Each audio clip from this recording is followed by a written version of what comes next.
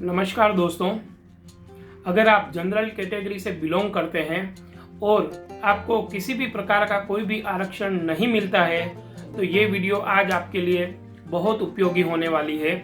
इस वीडियो में मैं आपको EWS सर्टिफिकेट के बारे में जानकारी देने वाला हूं, जिस सर्टिफिकेट का यूज़ कर करके आप कॉलेज के, स्कूल के एडमिशन में और सरकारी और गवर्नमेंट जॉब जो भी होती हैं उसमें 10% का आरक्षण का लाभ आप प्राप्त कर सकते हैं, चाहे आप जनरल कैटेगरी के ही क्यों ना हो।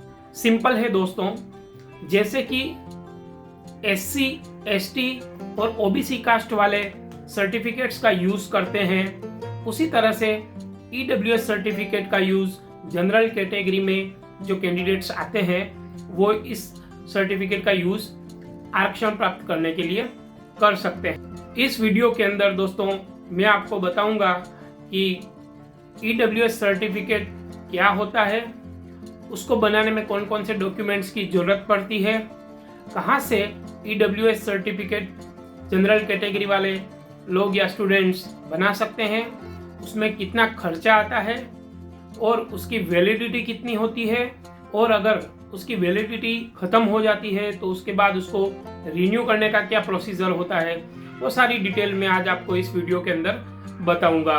तो दोस्तों मेरे इस वीडियो को अंत तक पूरा देखिएगा, और अगर आपको मेरा ये वीडियो अच्छा लगता है तो लाइक कर दीजिएगा, शेयर कर दीजिएगा और मेरे चैनल को सब्सक्राइब जरूर कर दीजिएगा, ताकि आपको इसी प्रकार की इंफॉर्मेटिव और बहुत ही यूजफुल जानकारियाँ समय समय पर मिलती रहे। दोस्तों EWS का फुल फॉर्म है इकोनॉमिकली वीकर सेक्शन, अर्थात आर्थिक रूप से पिछड़े वर्ग के जो लोग हैं उनको यह आरक्षण और यह सर्टिफिकेट गवर्नमेंट के द्वारा प्रदान किया जाता है। दोस्तों ये एक नए तरह का आरक्षण है जो जनरल कैटेगरी में आने वाली जातियां जैसे ब्राह्मण, राजपूत, जैन समाज, जिनको आज तक गवर्नमेंट की तरफ से कोई भी आरक्षण नहीं मिलता था, उन लोगों को, और जो आर्थिक रूप से पिछड़े हैं, जो आर्थिक रूप से कमजोर वर्ग है, उन लोगों को 10% आर्थिक आरक्षण गवर्नमेंट कॉलेज और स्कूल एडमिशन में देती है। दोस्तों ये केंद्र सरकार की स्कीम है और भारत के सभी राज्यों में इसको इफेक्टिवली लागू कर दिया गया है। दोस्तों इस स्कीम का बेनिफिट लेने के लिए आपके पास EWS प्रमाण पत्र होना जरूरी है। एक सिंपल भाषा में आपको बताता हूँ कि यह सर्टिफिकेट कोई जाति प्रमाण पत्र नहीं है, यह सिंपली एक इनकम सर्टिफिकेट है जो कि आप मामलतदार के ऑफिस में या जिला मजिस्ट्रेट या आपके जो भी ग्राम पंचायत वगैरह जो भी लागू पड़ती है वहां पर जाकर के आप निकलवा सकते हैं। सबसे बढ़िया बेनिफिट दोस्तों इसका ये है कि जैसे SC, ST और OBC वालों के लिए जो सर्टिफिकेट यूज होते हैं उसी तरह से इस सर्टिफिकेट का भी यूज होता है। दोस्तों सभी शिक्षण संस्थाओं में और सभी कोर्सेज के लिए इस कैटेगरी के अंदर 10% सीट आरक्षित रहती है, और कोर्स की जो फीस है उसमें भी आपको अच्छा खासा बेनिफिट मिल जाता है, उसमें काफ़ी कंसेशन अपने को मिल जाता है। अगर आप 11th, 12th या BA, BCom, BSc, nursing, pharma, engineering, medical, LLB और ITI के विद्यार्थी हैं तो आप इस सर्टिफिकेट का उपयोग अपने स्कूल एडमिशन के लिए या कॉलेज के एडमिशन के लिए आसानी से कर सकते हैं। इसके अलावा सरकारी नौकरी में भी क्लास 4 से लेकर क्लास 1 ऑफिसर लेवल तक की कैटेगरी में भी 10% सीटें जनरल कैटेगरी के लिए EWS सर्टिफिकेट के तहत आरक्षित रहती है, तो इसका लाभ आप वहां पर भी ले सकते हैं। अब अगर दोस्तों आप भी ये सर्टिफिकेट बनवाना चाहते हैं तो आप उसके लिए एलिजिबल है या नहीं है, उससे रिलेटेड सारी डिटेल्स मैं आपको बता देता हूँ। उसके लिए दोस्तों नॉर्मली 4 क्राइटेरिया है, जिसमें अगर आप पूरे फिट बैठते हैं तो आप भी इस सर्टिफिकेट के लिए अप्लाई कर सकते हैं। सबसे पहले आप जनरल कैटेगरी के होने चाहिए। दूसरा दोस्तों इसमें क्राइटेरिया है आपकी फैमिली इनकम जो है वो सालाना 8 लाख से कम होनी चाहिए। इसको ऐसे समझिए दोस्तों कि अगर आपकी फैमिली में 3 मेंबर है और तीनों मेंबर अगर मिलकर के 8 लाख से कम की इनकम करते हैं सालाना तो आप इसके लिए एप्लीकेबल है, चाहे वो आप सैलरी से कमाते हो, चाहे आप खेतीबाड़ी से कमाते हो, या फिर चाहे आप कोई भी दुकान या बिजनेस करते हैं उससे आपकी इनकम हो। तो टोटल ओवरऑल इनकम जो है वो 8 लाख से कम होनी चाहिए। तीसरा दोस्तों क्राइटेरिया इसके लिए ये है कि खेतीबाड़ी के क्षेत्र में जमीन आपके पास 5 एकड़ से कम होनी चाहिए।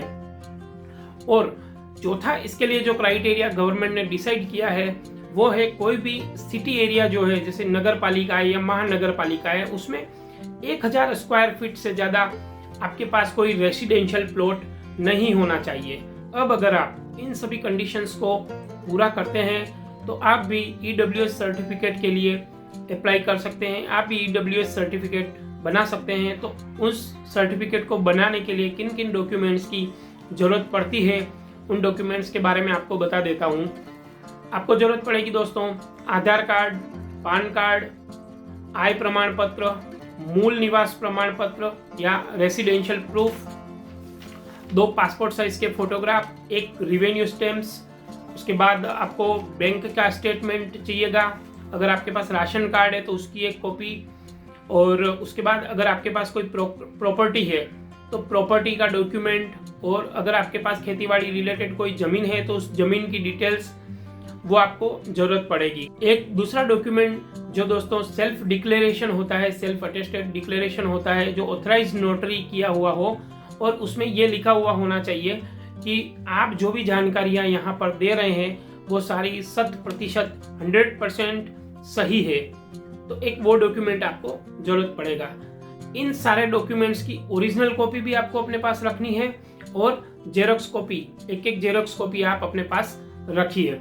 अब अगर दोस्तों आपके पास ये सारे डॉक्यूमेंट्स अवेलेबल हैं और आप EWS कैटेगरी की सारी कंडीशंस पूरी करते हैं तो आप 2 तरह से EWS सर्टिफिकेट बना सकते हैं। नंबर 1 है ऑनलाइन और दूसरा है ऑफलाइन। ऑनलाइन मोड की बात करते हैं तो दोस्तों अभी इंडिया के सभी स्टेट्स के अंदर ऑनलाइन फैसिलिटी, EWS सर्टिफिकेट को बनाने के लिए ऑनलाइन फैसिलिटी अवेलेबल नहीं है। इसलिए सबसे पहले आप जिस स्टेट में रहते हैं वहां पर आप चेक कर लीजिए कि ऐसा कोई वेब पोर्टल बना हुआ है तो आप उसके थ्रू अप्लाई कीजिए। अगर ऑफलाइन मोड की दोस्तों बात करें तो ज़्यादातर इंडिया के स्टेट्स के अंदर ऑफलाइन मोड में ही सर्टिफिकेट बनाए जा रहे हैं। तो आप भी सीधे मामलतदार ऑफिस या फिर तहसीलदार का ऑफिस जो है वहाँ पर पहुँच जाइए। वहाँ पर आपको इसका EWS कैटेगरी का फॉर्म, आपको एप्लीकेशन फॉर्म मिल जाएगा। वो फॉर्म फिलअप कर दीजिए। फॉर्म फिलअप करने के बाद आपका मोबाइल नंबर वहाँ पर मांगा जाएगा, आप मोबाइल नंबर दे दीजिए, फिर वो फॉर्म सबमिट कर दीजिए। और सबमिट करने के बाद आपको एक एप्लीकेशन नंबर दिया जाएगा। वो एप्लीकेशन नंबर आपका EWS कैटेगरी के सर्टिफिकेट का क्या स्टेटस है उसको जानने के लिए आप उसका यूज़ कर सकते हैं। अगर दोस्तों आपके सारे डॉक्यूमेंट्स वैलिड है और सारी इंफॉर्मेशन सही तरह से आपने प्रोसेस की है तो नॉर्मली 10 से 15 दिन के अंदर आपका ये सर्टिफिकेट रेडी होकर के आ जाता है। सर्टिफिकेट को बनाने में दोस्तों ज़्यादा खर्चा नहीं आता है। नॉर्मली एप्लीकेशन फॉर्म के स्टेट वाइज अलग अलग चार्जेस हैं। किसी स्टेट में 5 रुपये लगते हैं, किसी में 10 या 15 रुपये का ये एप्लीकेशन फॉर्म मिल जाता है। और जो खर्चा है वो आपको सेल्फ डिक्लेरेशन जो आप करते हैं उसमें ऑथराइज नोटरी का और स्टैम्प का जो चार्ज लगता है वही नॉर्मली होता है। तो मेरे अंदाज से दोस्तों 300 से 500 रुपये के बीच में आप ये सर्टिफिकेट आसानी से बनवा सकते हैं। अब दोस्तों आपने अगर सर्टिफिकेट बनवा लिया है तो उस सर्टिफिकेट की वैलिडिटी कितनी है ये आप उस सर्टिफिकेट पर लिखा हुआ होता है, वैलिडिटी पीरियड लिखा हुआ होता है, तो वहाँ से भी जान सकते हैं। नॉर्मली भारत सरकार के अनुसार इस सर्टिफिकेट की वैलिडिटी जो है वो 1 साल की होती है, लेकिन इस वैलिडिटी पीरियड को स्टेट गवर्नमेंट जो है वो कम या ज़्यादा कर सकती है। रूल्स ला करके कम या ज़्यादा उस वैलिडिटी को किया जा सकता है। तो हर एक स्टेट के अंदर ये वैलिडिटी पीरियड डिफरेंट होता है। जैसे अगर मैं गुजरात की बात करूँ तो यहाँ पर अभी वैलिडिटी पीरियड इसका बढ़ा करके 3 साल कर दिया है। महाराष्ट्र की बात करूँ तो 6 महीने है। राजस्थान की बात करूँ मैं तो 1 साल का वहाँ पर वैलिडिटी पीरियड होता है। यह वैलिडिटी पीरियड दोस्तों जिस दिन से आपको सर्टिफिकेट इश्यू हुआ है उस दिन से 1 साल तक नॉर्मली वैलिड रहता है। अब अगर दोस्तों आपके सर्टिफिकेट की वैलिडिटी पूरी हो चुकी है, अगर आपके सर्टिफिकेट की वैलिडिटी खत्म हो चुकी है और अगर आप उसको रिन्यू करवाना चाहते हैं तो ये सारे डॉक्यूमेंट्स जो आपने सर्टिफिकेट बनवाने के टाइम यूज़ किए थे वो सारे डॉक्यूमेंट लेकर के आपको संबंधित अधिकारी यानी कि जिस ऑफिस से आपको सर्टिफिकेट इश्यू हुआ है, चाहे तहसीलदार से या चाहे जिला मजिस्ट्रेट से, जहां से भी आपको सर्टिफिकेट इश्यू हुआ है वहीं पर आपको सारे डॉक्यूमेंट्स ओरिजिनल डॉक्यूमेंट्स के साथ लेकर के ऑफिस में जाना है और वहां पर सारे डॉक्यूमेंट्स का वो लोग फिर से क्रॉस वेरीफाई करते हैं और उसके बाद फिर आपको आपके सर्टिफिकेट की वैलिडिटी एक्सटेंड कर दी जाती है। मुख्य बात दोस्तों मैं आपको यहाँ पे ये कहना चाहता हूँ कि आप जो भी डॉक्यूमेंट्स लेकर के जा रहे हैं उनका ओरिजिनल डॉक्यूमेंट भी साथ में लेकर के जाइए, क्योंकि कई बार वहाँ पे जो ऑफिसर्स होते हैं वो लोग ओरिजिनल डॉक्यूमेंट्स की भी डिमांड कर देते हैं क्रॉस वेरीफाई करने के लिए। तो अगर आपके पास ऑलरेडी ओरिजिनल डॉक्यूमेंट्स होंगे तो वो आपका सर्टिफिकेट इजीली जस्टिफाई हो जाएगा और इजीली आप वो सर्टिफिकेट के लिए प्रोसीड कर पाएंगे। एक रिवेन्यू स्टैम्प भी हमेशा साथ में रखिए। इस तरह के कोई भी डॉक्यूमेंट्स अगर आप बनवाने जाते हैं तो ये भी बहुत काम लगता है।